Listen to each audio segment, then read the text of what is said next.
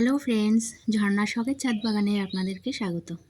আজকে আমি ছাদে এসেছি, একটা আনারস গাছ বসাবো। প্রথমেই মাটিটাকে তৈরি করে নিচ্ছি। বেশ কিছুটা মাটি নিয়ে নিলাম, তার সঙ্গে দিচ্ছি 2 মুঠো মতো শুকনো নিমের পাতা আর এই যে 1 বাটি মতো গোবর সার দিয়ে মিশিয়ে নিলাম। বৃষ্টির জন্য নিচে তো কিছু করা যাচ্ছে না, আমি এই টেবিলটার উপরেই মাটিটাকে আস্তে করে মিশিয়ে নিচ্ছি, খুব সাবধানে যেন নিচে না পড়ে। আর এই যে আনারস গাছটা দেখছেন, এটা আমার ঘরে খাওয়ার জন্যে আনা হয়েছিল বাজার থেকে কিনে। আনারসের জাতটা খুব ভালো ছিল, খুব মিষ্টিও ছিল আর রসে ভর্তি আনারসটা। খেতে তো দারুণ লেগেছিল, তাই আমি এই গাছটা ভাবলাম ছাদে বসিয়ে দিই, যদি ওরকম একটা আনারস আবার পাই। তবে আনারস বসালেই যে হবে তা কিন্তু নয়, আনারস হতে অনেক সময় লাগে। কোনো কোনো গাছ বসালে 3-4 বছরও লেগে যেতে পারে। আমি আগের বছর একটা আনারস গাছ এরকমভাবে বসিয়েছিলাম, তো সেটা একটু বড় হয়েছে, তবে এখনও আনারস হওয়ার মতো হয়নি। আর আমি যে পাত্রে আনারসটা বসাচ্ছি ওটা কিন্তু চালের প্যাকেট, বাসমতি চালের যে 10 কিলোর প্যাকেট হয় ওই প্যাকেট। প্যাকেটটাকে নিচের দিক থেকে একটু কেটে নিয়ে সেলাই মেশিনে সেলাই করে একটা গ্রো ব্যাগের শেপ নিয়ে এসেছি। প্যাকেটটা প্রায় 12 ইঞ্চি গ্রো ব্যাগের মতো সাইজ হয়েছে।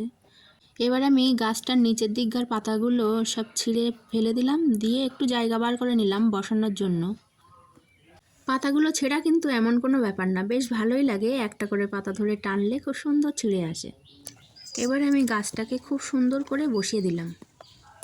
আনারসটা বসানোর পরেও বেশ কিছুটা মাটি বেঁচে গেল, তো ওই মাটিগুলো আমি এই দেখুন, আমার এই আদা গাছের গোড়ার দিকটা একটু মাটি কমে গেছে, তো ওই মাটি আমি আদা গাছের গোড়ায় ভাবছি একটু দিয়ে দেবো। আদাগুলো আমি একটা সিমেন্টের বস্তায় বসিয়েছিলাম। সিমেন্টের বস্তাগুলো বেশি দিন যায় না, তো দেখুন বস্তাগুলোর অবস্থা দেখুন, বস্তাগুলোর অবস্থা খুবই শোচনীয়। তবে আদাটা হয়ে গেলে বস্তাটা আবার বাদ দিয়ে দেব। তবে সিমেন্টের বস্তাগুলোর অবস্থা এরকমই হয়। আর এদিকে সিমেন্টের বস্তায় আমি আবার পুঁই শাক গাছ বসিয়েছিলাম, তার মধ্যে আবার কিছু কিছু লাল শাক হয়েছে, তো অনেক দিন ওর থেকে ডোকা কেটে কেটে শাক খাওয়া হয়েছে, এখন গাছটা তুলে দিলাম। এমনিতেই শাক গাছগুলো আর ভালো নেই। এই দেখুন মাটিগুলো দিয়ে আমি আদা গাছের গোড়াটাকে ঢেকে দিলাম। আদা গাছে কিন্তু বেশি আমার মাটি দেওয়া নেই, এই বস্তাটা পুরোটাই কিচেন ওয়েস্ট আর গার্ডেন ওয়েস্ট দিয়ে আমি ভর্তি করেছিলাম, তারপরে একটু মাটি দিয়ে তাই আদাগুলো বসিয়েছিলাম। আর এদিকে এইটা হলো আমার আগের বছরের আনারস গাছ, আর এবছরের আনারস গাছটা আমি বসিয়ে একটু জল দিয়ে দিলাম। যেহেতু এখন বৃষ্টি হচ্ছে, জল দেওয়ার অত ঝামেলা নেই, তবে বসানোর সঙ্গে সঙ্গে তো একটু জল না দিলে হয় না, তাই না? আর এদিকে বর্ষার জন্য কোনো বীজ বপন করলে চারা বেরোচ্ছে না, সব বীজ পচে নষ্ট হয়ে যাচ্ছে। সেই জন্য আমি কয়েকটা কাগজের গ্লাস নিয়ে এলাম। কাগজের নিচে কিন্তু একটু ছিদ্র করে নিয়েছি, এবার কিছুটা মাটি ভরে নিয়ে আমি এখানেই বীজ বপন করব। এই প্রসেসটা অ্যাপ্লাই করে দেখি কোনো কাজ হয় নাকি। তো গ্লাসগুলো আমি সব একে একে ভর্তি করে নিলাম। গ্লাসগুলো ভর্তি করতে করতে আকাশে আবার মেঘ উঠেছে, হয়তো মনে হচ্ছে খুব তাড়াতাড়ি বৃষ্টি চলে আসবে।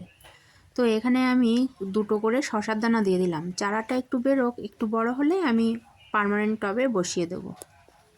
তবে গ্লাসগুলো আমার ছাদে রাখা যাবে না, এগুলো নিয়ে আমার কোনো শেডের তলায় রাখতে হবে, যেন বৃষ্টির জল এতে না পাই।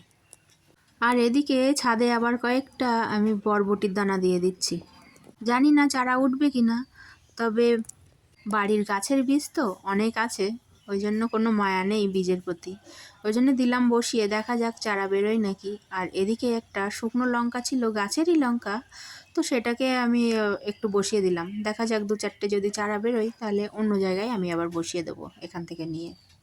এদিকে এই কাজগুলো করতে করতে বৃষ্টি চলে এসছে, আমি তাড়াহুড়ো করে গ্লাসগুলো নিয়ে ঘরে চলে এলাম। সিঁড়ির ঘরেই এক সাইডে একটা থাকা আছে, ওই থাকার উপরে আমি গ্লাসগুলো সব বসিয়ে দিলাম, আর কয়েকটা শিমের দানা বসিয়ে দিচ্ছি বাকি গ্লাসগুলোতে। শিমের দানাগুলো বসানোর সময় কিন্তু চলে যাচ্ছে, তো এই প্রসেসে দানাগুলো বসিয়ে দেখি চারা তৈরি হয় নাকি। চারা যদি তৈরি হয় তাহলে তো খুবই ভালো, আর যদি না হয় বর্ষার পরে দানা বসাতে হবে। আর এদিকে দেখুন কি সুন্দর ফুল ফুটেছে, এটা কিন্তু একেবারেই অবহেলার গাছ। এই গাছটাকে আমি কোনোদিন যত্নই করিনি, কিন্তু ফুল হওয়ার পরে ওর থেকে আর চোখ ফেরাতেই পাচ্ছি না। আমার থানকুনি গাছের মধ্যেই ওই 2-1টা গাছ হয়েছিল, খুব সুন্দর ফুল হয়েছে। আর এদিকে এবার আমি কয়েকটা সবজি তুলে নেব। আর একটু পুজোর জন্য ফুল তুলে নেব। ছাদ বাগানের সমস্ত কাজ করার পরে একটু সবজি তুলে না নিয়ে যেতে পারলে যেন মনটা ভালোই লাগে না।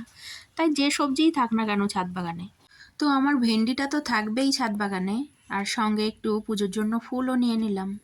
আর দেখি কি কি পাওয়া যায় ছাদ থেকে। আর 2-4টে কুমড়োর ফুল ফুটেছে, সেগুলোও নিয়ে নেব, আর কয়েকটা লঙ্কা নিয়ে নেব। এখন তো নতুন করে কোনো চারা গাছ তৈরি করতেই পারছি না বর্ষার জন্য, তো সবজি তোলার যে এই আনন্দ, এটা যে আমার কতদিন থাকবে তো কে জানে। যাই হোক, আমি ভিডিওটার একেবারেই শেষ পর্যায়ে চলে এসেছি।